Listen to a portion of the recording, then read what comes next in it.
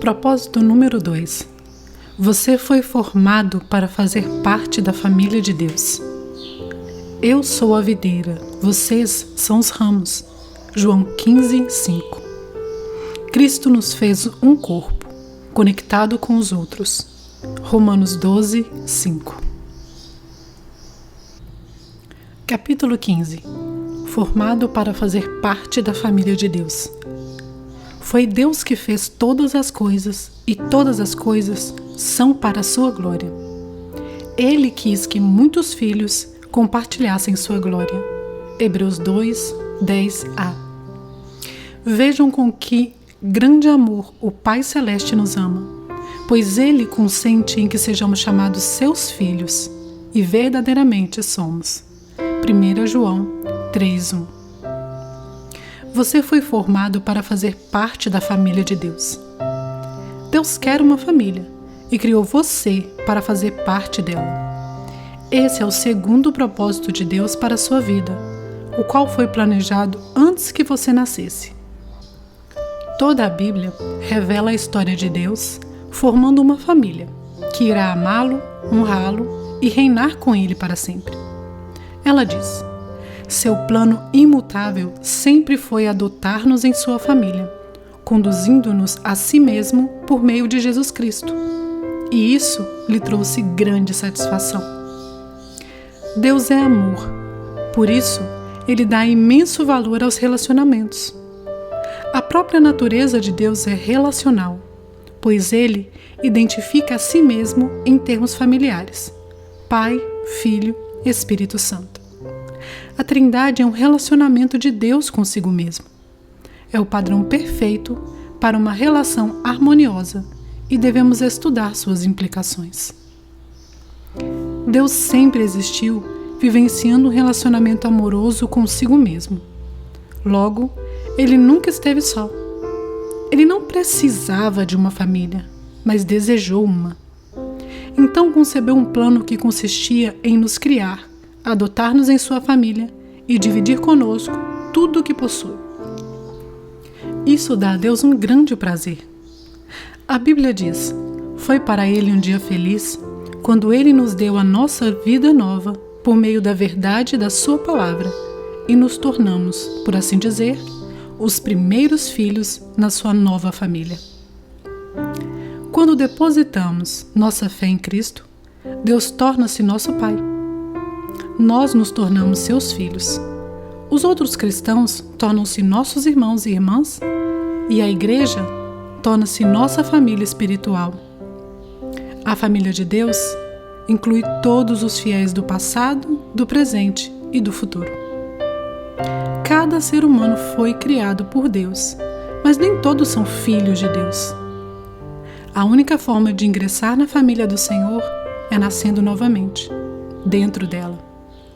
Você se torna parte da família humana em seu primeiro nascimento e torna-se membro da família de Deus pelo segundo nascimento. Ele nos deu o privilégio de nascermos de novo, de modo que agora nós já somos membros da própria família de Deus. O convite para fazermos parte da família de Deus é universal. Porém, há uma condição: a fé em Jesus. A Bíblia diz: todos vocês são filhos de Deus mediante a fé em Cristo Jesus. A família espiritual é mais importante que a biológica, porque durará para sempre. Nossa família terrena é uma dádiva maravilhosa de Deus, mas é temporária e frágil, sujeita ao rompimento pelo divórcio, pela distância, pela velhice e, inevitavelmente, pela morte. Já a família espiritual, nosso relacionamento com os outros fiéis, irá perdurar por toda a eternidade. É um laço permanente e uma união muito mais forte que o parentesco de sangue. Sempre que Paulo parava para pensar no propósito eterno de Deus para todos nós, irrompia em louvores. Quando eu penso na sabedoria e na extensão do seu plano, eu caio de joelhos e rogo ao Pai de toda a grande família de Deus. Alguns deles lá em cima no céu e outros aqui embaixo na terra. Os benefícios de fazer parte da família de Deus. No momento em que você nasceu espiritualmente na família de Deus, recebeu alguns presentes espantosos: o nome da família, a aparência da família, os privilégios da família, o acesso à intimidade da família e a herança da família. A Bíblia diz: por ser seu filho, tudo que ele, Deus, possui também pertence a você. O Novo Testamento dá grande ênfase à nossa valiosa herança. O meu Deus suprirá todas as necessidades de vocês, de acordo com as suas gloriosas riquezas em Cristo Jesus. Como filhos de Deus, temos parte na fortuna da família. Aqui, recebemos bondade, paciência, glória, sabedoria, graça, misericórdia e poder. Mas na eternidade, iremos herdar ainda mais. Paulo disse: quero que vocês percebam quanto é rica e gloriosa a herança que Ele, Deus, tem dado ao seu povo. O que exatamente abrange essa herança? Primeiro, seremos levados deste mundo a fim de estar com Deus para sempre. Segundo, seremos completamente transformados para nos tornarmos como Cristo. Terceiro, seremos livres de toda dor, sofrimento e morte. Quarto, seremos recompensados e reassumiremos posições de trabalho. Quinto, participaremos da glória de Cristo. Que herança! Você é muito mais rico do que imagina. A Bíblia diz: Deus reservou uma herança inestimável para seus filhos. Ela está guardada no céu para vocês, pura e incorruptível, isenta de oscilações e da decadência. Isso significa que sua herança eterna é inestimável, pura, perpétua e protegida. Ninguém pode tirá-la de você. Ela não pode ser destruída pela guerra, por uma economia deficiente, nem por algum desastre natural. É por essa herança eterna e não pela aposentadoria que você deve ansiar e se esforçar. Paulo diz: tudo o que fizerem, façam de todo o coração, como para o Senhor e não para os homens, sabendo que receberão do Senhor a recompensa da herança.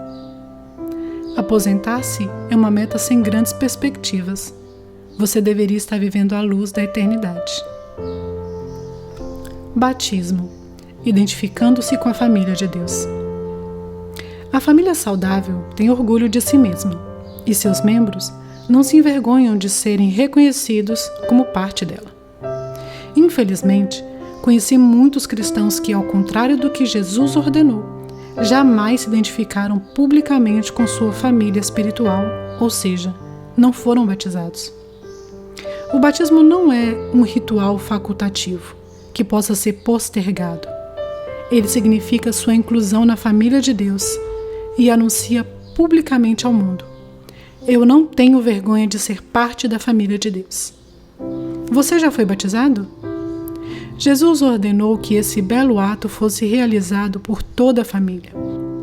Ele nos disse: vão e façam discípulos de todas as nações, batizando-os em nome do Pai e do Filho e do Espírito Santo. Durante anos, esforcei-me para entender por que a grande comissão de Jesus deu ao batismo a mesma importância das grandes missões de evangelismo e edificação. Por que o batismo é tão importante? Então percebi que é por simbolizar o segundo propósito de Deus para a nossa vida: a participação na família eterna de Deus. O batismo é pleno de significado. Ele declara sua fé, comunica a morte e ressurreição de Cristo, simboliza a morte para a antiga vida e anuncia sua nova vida em Cristo, além de celebrar sua inclusão na família de Deus. O batismo é a representação física de uma verdade espiritual.